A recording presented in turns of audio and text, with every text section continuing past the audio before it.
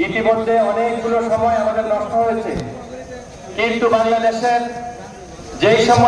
যে মাসে আমাদের অর্থনীতির বাজার খুব চওড়া থাকে, বিভিন্ন নিত্য প্রয়োজনীয় দ্রব্যের দাম বেশি থাকে, সেই মাসে বাংলাদেশ জাতীয়তাবাদী দল রাষ্ট্রীয় ক্ষমতা দখল করেছে। হয়তোবা আপনাদের প্রত্যাশা অনুসারে শতভাগ আপনাদের ইচ্ছা এবং আকাঙ্ক্ষা পূরণ হয়নি। আমরা চেষ্টা করেছি বাজার দর যেন নিয়ন্ত্রণ থাকে।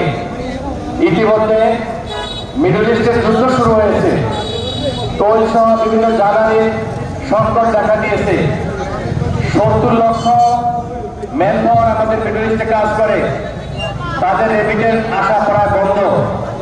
এরকম একটা দুর্যোগময় সময়ে আপনারা যদি সমাজের শান্তি শৃঙ্খলার মধ্যে ধৈর্য সহকারে আমাদেরকে সময় দেন, হয়তো আগামী 6 মাসের মধ্যে আমরা ইনশাল্লাহ অর্থনীতির গতি ইনশাল্লাহ ফিরে পারবো।